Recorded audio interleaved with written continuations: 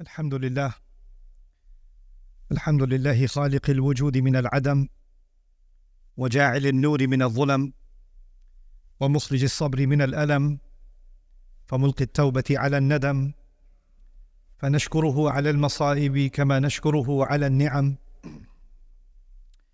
ونصلي على رسوله الأكرم ذي الشرف الأشم والنور الأتم والكتاب المحكم وكمال النبيين والخاتم سيد ولد آدم الذي بشر به عيسى بن مريم ودعا لبعثته إبراهيم عليه السلام حين كان يرفع قواعد بيت الله المحرم، فصلى الله عليه وسلم وعلى أتباعه خير الأمم الذين بارك الله بهم كافة الناس العرب منهم والعجم. فالحمد لله الذي لم يتخذ ولدا ولم يكن له شريك في الملك ولم يكن له ولي من الذل وكبره تكبيرا.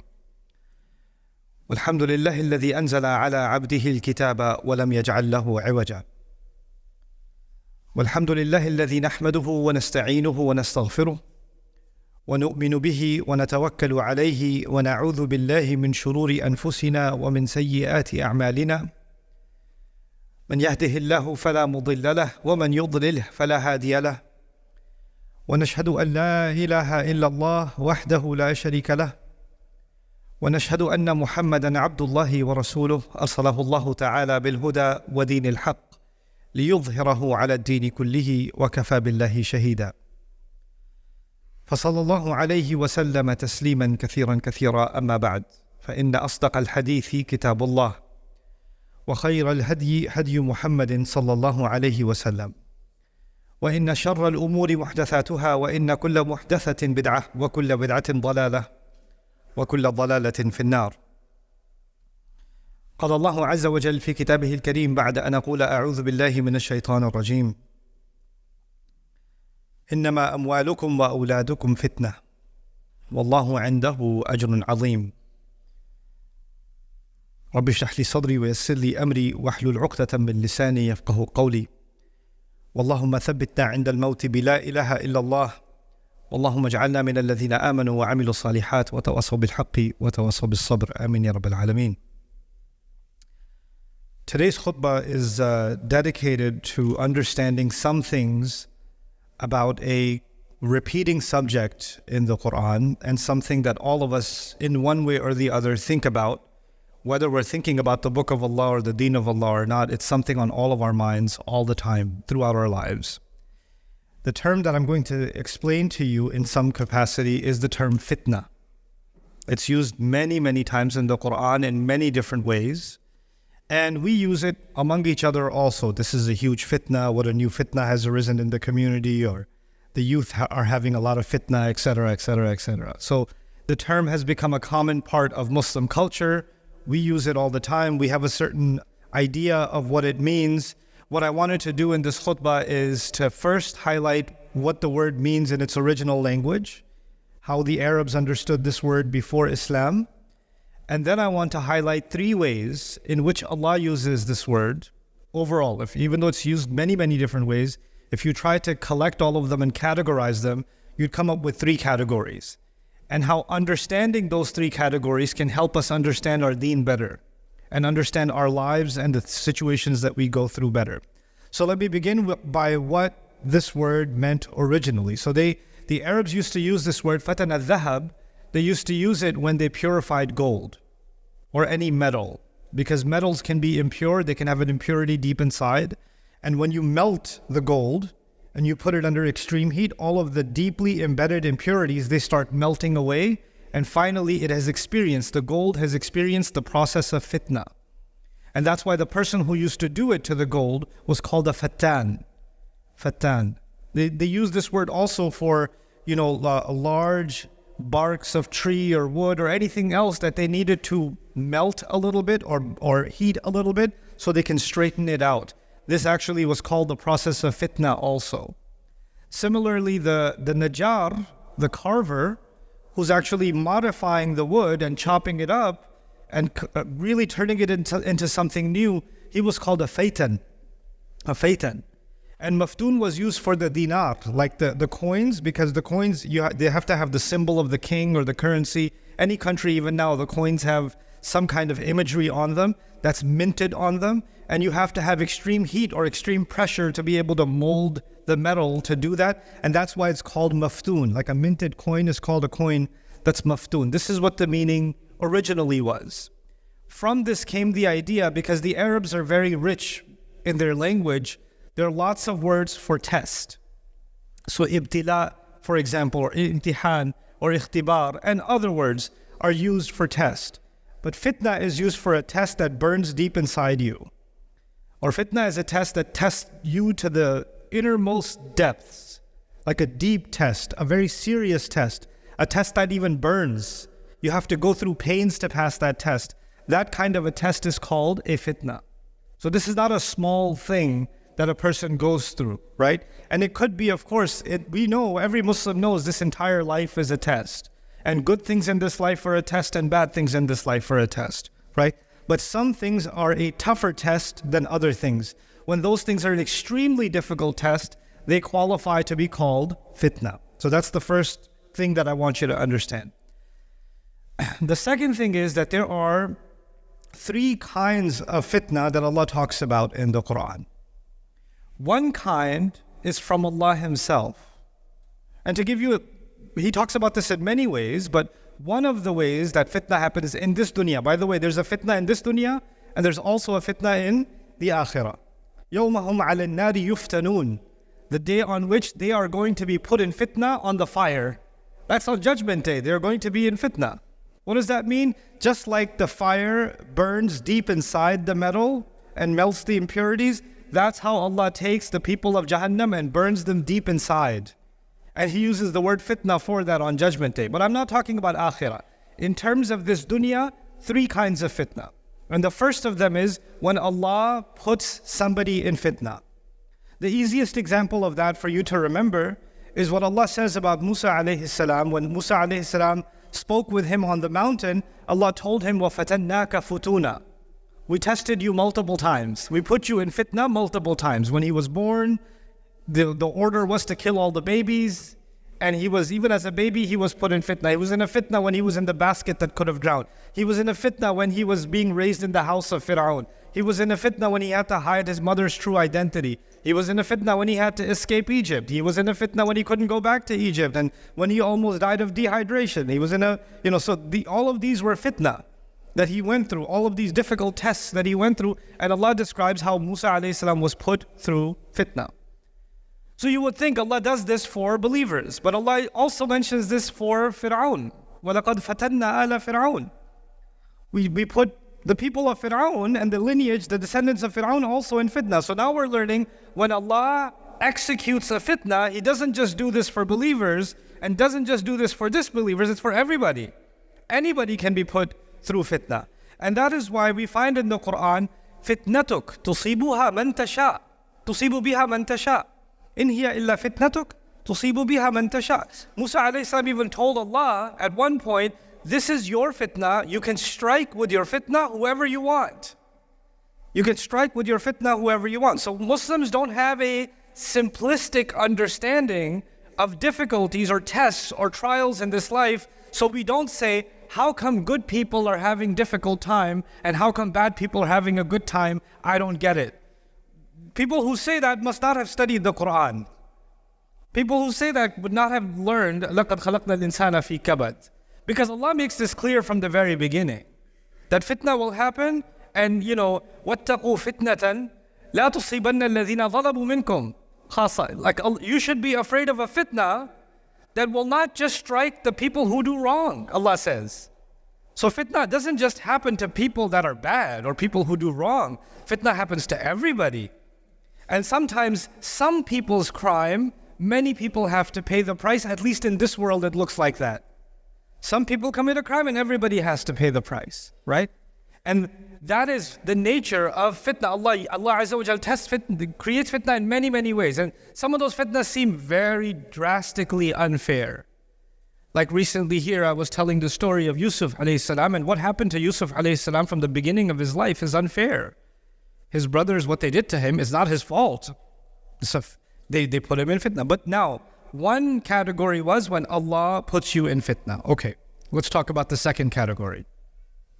The second category is when people put you in fitna.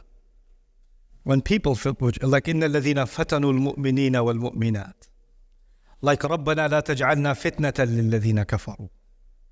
When people put you in difficulty, when people persecute believers, when people attack believers, when people wrong, when people oppress other people, that's the second kind of fitna Allah describes in the Qur'an.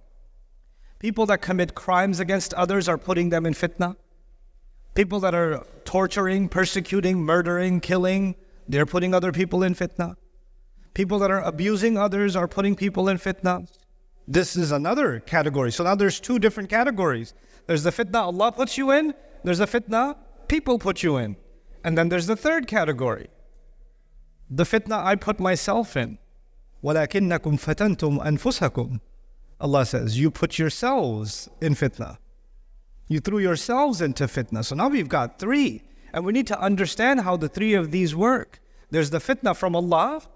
There's the fitna from bad people. And by the way, it's not just bad people. It's not just, I should have qualified, it's not just bad people. Allah says, إِنَّمَا أَمْوَالُكُمْ وَأَوْلَادُكُمْ fitna. Even your children are a fitna. So your children are putting you in fitna. So it's not just kuffar that are putting you in fitna, the enemies of Allah that are putting you in fitna, the baby that you love, the children that you love, the daughter that you're excited to get married, get her married off, and her wedding's happening in a couple of weeks, and Allah is calling that a fitna too, right? So fitna comes from Allah, fitna comes from people, and then fitna comes from within myself.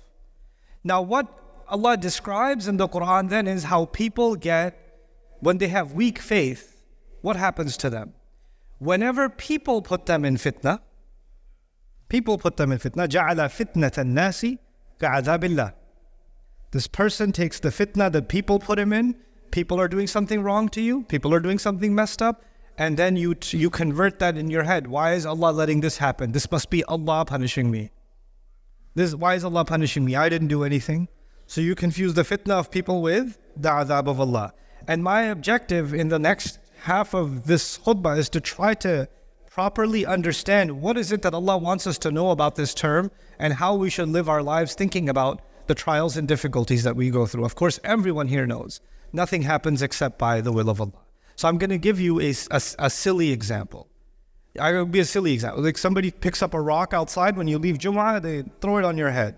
It hits your head really hard, you turn back, you're angry at them, they say, no, this is a fitna from Allah. Allah is testing you. It's not me. That's a fitna from Allah, because nothing happens except by the will of Allah. مَا أَصَابَ مِن مُصِيبَةٍ إِلَّا بِإِذْنِ اللَّهِ. No calamity strikes, no difficulty can hit anybody except if Allah wanted it to happen. So bro, I know I picked up the rock and I hurled it at you and I'm impressed with my own aim. It was a pretty good hit. But the issue is you shouldn't be taking this up with me. You should take this up with the government. You should take this up with Allah subhanahu wa ta'ala. Look, it's a matter of intelligence.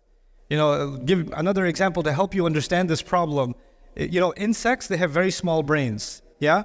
If you're messing around with an insect and you kind of take a straw and you kind of mess around with it a little bit, it starts fighting with the straw. It starts attacking the straw. Because to the insect, the source of the problem is the straw. So it attacks it.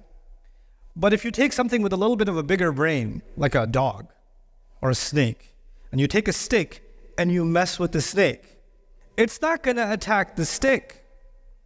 It sees that behind the stick is somebody else. It's going to bite you. The dog is not going to bite the stick. The dog is going to bite you because it has a bigger brain. It can see, okay, the fitna is the stick, but the real fatin, the real one putting me in that situation is the one holding the stick. And we have bigger brains than dogs and snakes. So the guy's arguing, I threw a rock at you, you see me, but I'm just the stick. Behind me is the power of Allah. Allah did this, not me, so blame Allah. That's His. So this idea, and therefore, because everything happens by the will of Allah, we should blame Allah for everything bad that happens. Now to understand this problem, and first I wanted to make sure you understand the problem.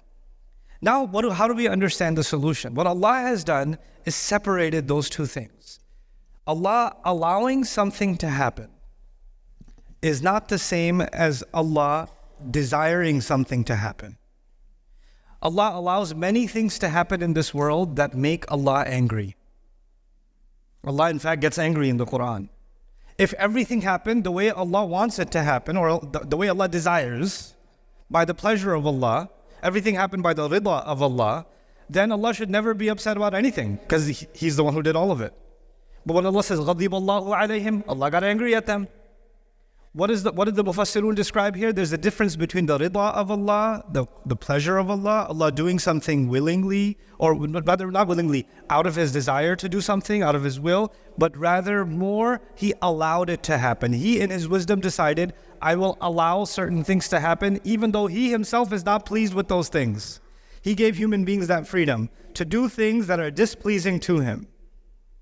He gave them that freedom. And the first time Allah did this, when He created the human beings, even the angels were confused. Why are you giving the human beings this power to do things that you don't like? Ya Allah, you don't like these things, but you're letting them do these things. How come you're letting them do them? أَتَجْعَلُ فِيهَا مَنْ يُفْسِدُ فِيهَا وَيَسْفِكُ الدِّمَاء? They couldn't understand it. And Allah Azza wa Jalla said these human beings are created for a much more complex and powerful purpose that even the angels were not yet ready to understand. إِنِّي أَعْلَمُ مَا لَا تَعْلَمُونَ. I know something you don't know. That's what He told the angels.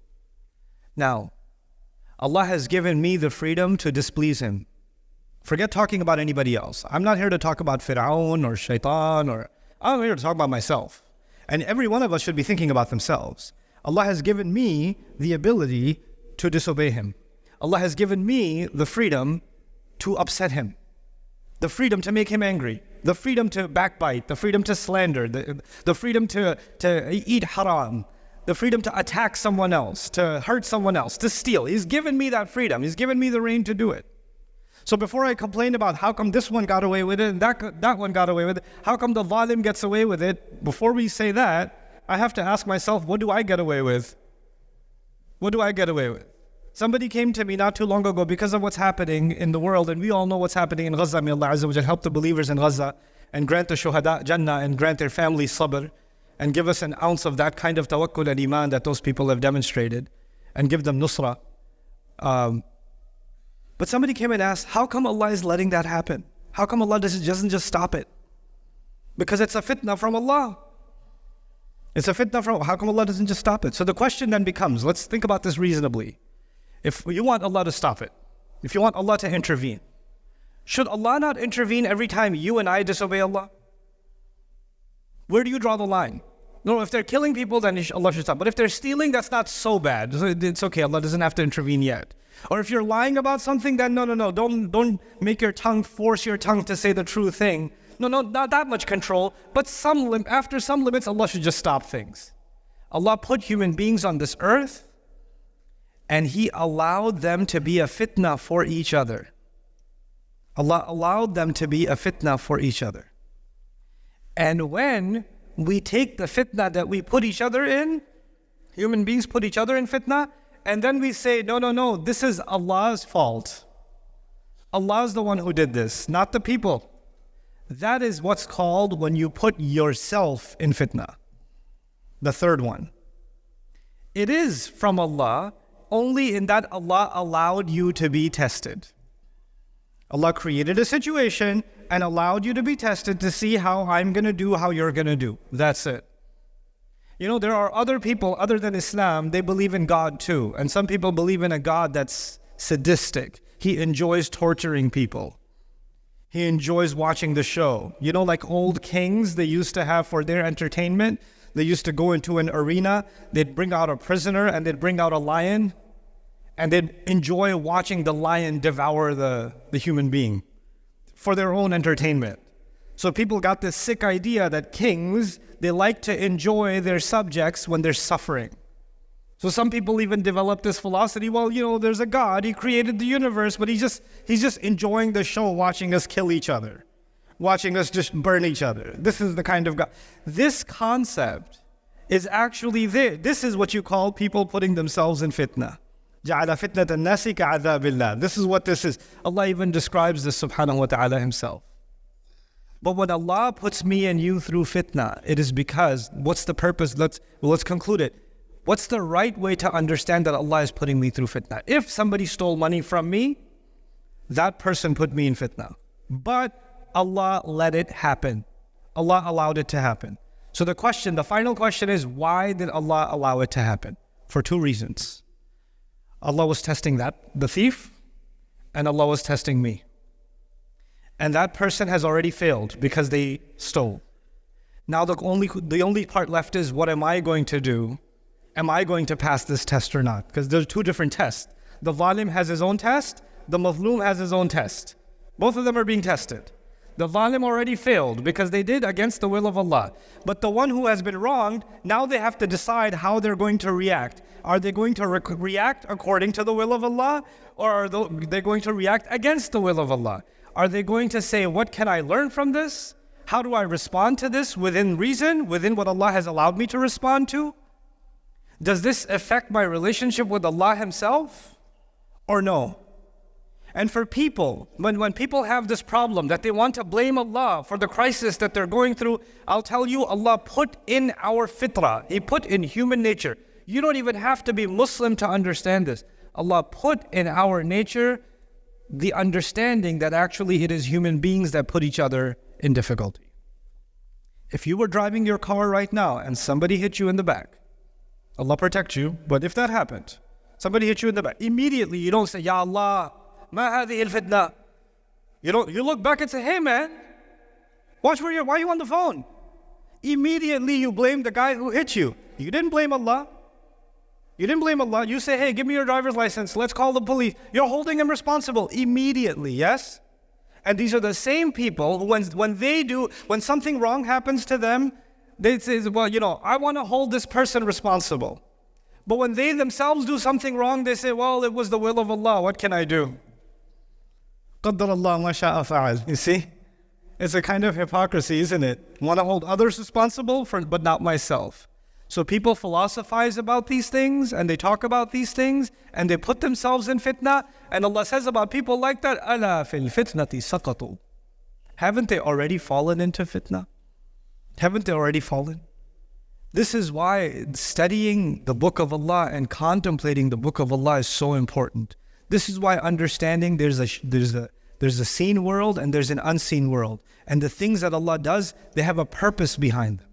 It's never purposeless. Allah did not create me without purpose, and no situation that Allah put me in is without a purpose. And every one of those purposes has hikmah in it. People do things, stupid things to each other. But Allah never allows even those stupid things to not have a wise purpose behind them. That's why He's Al-Hakim. That's why He's Yudabbirul Amr, right? He does Tadbirul Amr. He plans everything. Even the things that we do that weren't planned by us, were badly planned by us, behind them, there's a great hikmah that Allah allows to happen. May Allah Azza wa Jal not allow us to become people that become maftun, that become people fallen into fitnah, that falsely attribute the tests of Allah for the wrong reasons to people. People do things to each other for sadistic reasons, but Allah only tests me for my own benefit. There's never any test that Allah put me through except that I was going to benefit from it. Somehow it was going to be something that raises me in ranks. يَرْفَعِ اللَّهُ الَّذِينَ آمَنُوا مِنْكُمْ وَالَّذِينَ أُوتُوا الْعِلْمِ دَرَجَاتٍ. Right? Allah is going to raise the ranks among you, those who believe and those who've been given knowledge. Allah will raise the ranks, and Allah only raises the ranks by more and more and more tests. So may Allah Azza wa Jal make us understand those tests and be able to live up to the tests that we are going to be facing in our lives. This is the final statement I'll give to myself and to all of you. Allah Azza wa Jal prepared the ummah. He prepared the ummah. When in Surah Al-Baqarah, He declared us to be a new ummah. وَكَذَلِكَ جَعَلْنَاكُمْ أُمَّةً وَسَطًا. He declared us to be a nation, a balanced nation.